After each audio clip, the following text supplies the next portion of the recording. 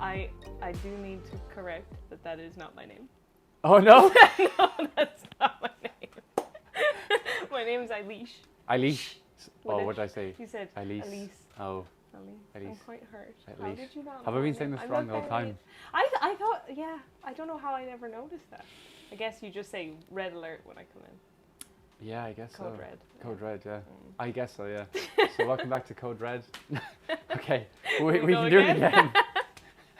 Just keep it rolling. Yeah. So, pardon me. Eilis, Yes. welcome to the coffee course. Yeah, would you like to introduce yourself? Yeah. Tell us how you found coffee, Mhm. how you became a barista, Mhm. how you now work for Calendar Coffee Roasters. Mhm. We all agree the best ever. Yeah. Absolutely. Obviously. And yes, and how you're almost a roaster, I'm but not almost quite. first. Let's keep Almost. you grounded. We're getting there. Yeah, exactly. Keep me humble. Yeah, so my name's Eilis Barrett. I've been working in coffee for three and a half years now. I guess I got into it kind of randomly, just out of necessity, as I think a lot of people end up finding coffee. I was a writer originally and ended up moving to Seoul, South Korea as like a big life change, and then lasted a couple of months and then came back and missed Galway so much. Yeah. I wanted to live in the city and needed some money, and I was used to hanging out in cafes all the time as a writer, so I was like, okay, I can work in a cafe, I can do that. And I fell in love with it within like a week. I was like, this is the best thing in the world. And it was just like the process of it. I loved the like rhythm of it and people and chatting to people and like the social element, and I just absolutely adored it. And the longer I was in it, like I'm a very obsessive person. Once I get into something, it's like I need to be the whole, I just like absorb all of it. So I was reading a lot, and I ended up kind of stumbling across specialty and then moving to another shop in town, Urban Grind, and learning a load there, and then moving again back into the city centre and working in Little Lane, which is actually kind of how I met Calendar, but not how I found out about Calendar, because the kind of funny thing is they still apparently tell staff in Little Lane that when I interviewed for my job in Little Lane, Yeah. I said that I was going to work here until I could work in Calendar. Which is like not a great move when you're trying to get a job, to be like, yeah, I'm just here for right now, and then I'm going to go to that job that I actually want. But it worked. 'Cause, I was very driven. But you enjoyed your time in Little Lane, I and they enjoyed taught my you time loads in Little Lane. It was my last experience as a barista, and I do miss it. until Calendar kick you out into the street. Until they kick me out, and I have to. Well, no, they'll just, make my name terrible in Galway, and I won't be able to find a job. Yeah, but then once a job opened up in Calendar, I was like 100%. I spent about 3 months studying for it. I read like 5 or 6 different books. I was like, I came like to Barna like an hour before my interview with a notebook full of notes that I'd taken over the last couple of months, and I was just like reading through everything. And of course, like none of the stuff that I was like learning about was brought up in my interview, because Dan wasn't gonna like critique my understanding of roast theory in the interview. But I was like 100% behind it, and I remember one of my customers saying, if you don't get this job, like, and I was like, yeah, I'm not going to be okay. No, there's going to be no returning for it. But I was like, it's okay, because I will get the job, and I did. So that's how Fair play, fair play. And before you went for the Calendar job, was there any other roasters around Ireland or even Galway that like a job showed up and you wanted to go for, or were you always hard set Calendar? Basically, from kind of after I discovered Calendar and I kind of got to know them a little bit, the way they run their business and the coffees, I knew I wanted to work in Calendar. I didn't know if Calendar was going to be my first roastery job or not.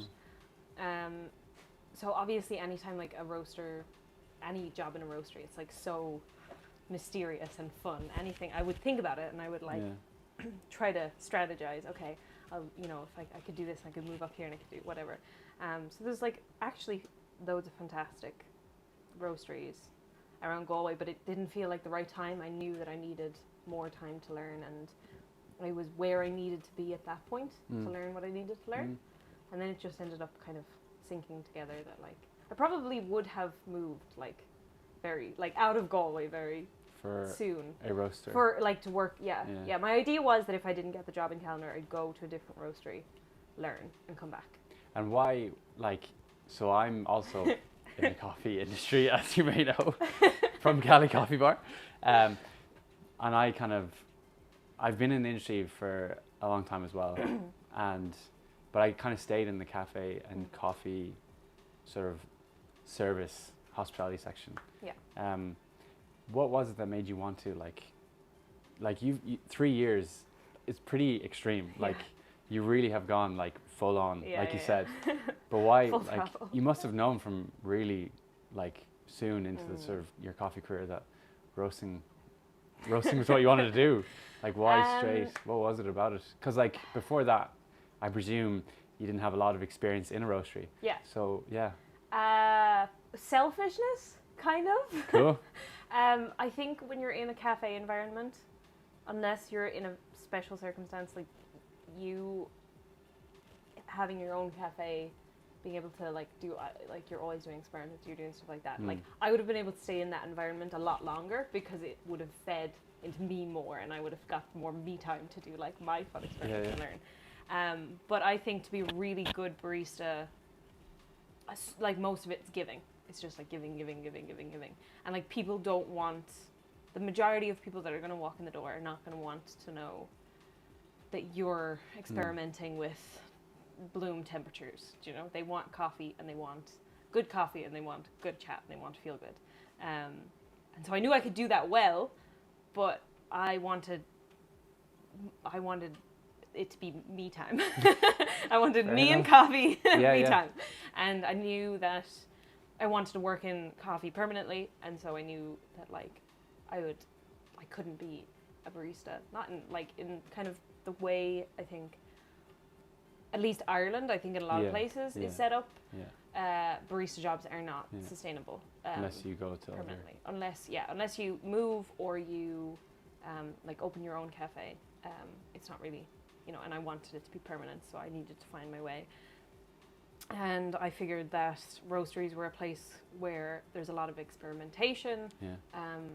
There's a lot of quality focus, like things like regular and intensive cuppings throughout. Like that's part worked into you. Like, of course you can do that in a cafe, but I think the issue is that it's almost like cut from work and like make time to do a cupping.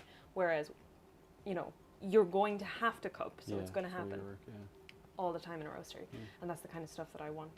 Cool. Want to Well, do. so finally, why don't you tell us what you do in Callender? Yeah, so currently my title is production assistant. So what I do is a little bit of everything. I love that about this, like working here, because it's such a small business. I've gotten to like really like see most of the sides of it, and be really super involved. So I feel like I've learned a lot of different skills. So I kind of do packing and orders. I do like organizational stuff. I do admin, and then I do like back end stuff, which is assisting Dan roasting, learning to roast, and roasting now. Yeah. So it's a lot of, that's kind of my like learning coffee time, and then there's like, which it's actually the like production packing side is so satisfying. Like there's something about it that makes you feel like I did a good day of work. Yeah. I say that to Dan, that like there's nothing like shoveling all day that makes you feel like, yeah, I actually turned up today. Good hard labor. I am worried that this arm is just going to end up like, Too big. massive, and then there's just going to be my shrimp arm over here. Nice. Cool. But not, Yeah. I just do one armed push-ups every night while I'm asleep. That's productivity for you. Yes, yeah. Nice. Well, thank you, Eilis. Did I say that right? Yes. Yeah. Thanks. So this is an intro to Eilis, and she'll be joining us for next few episodes of the series, where we talk everything, a lot focused on roasting now. So be ready. I'm ready. I'm not. No one ever is, Yeah. really, for me.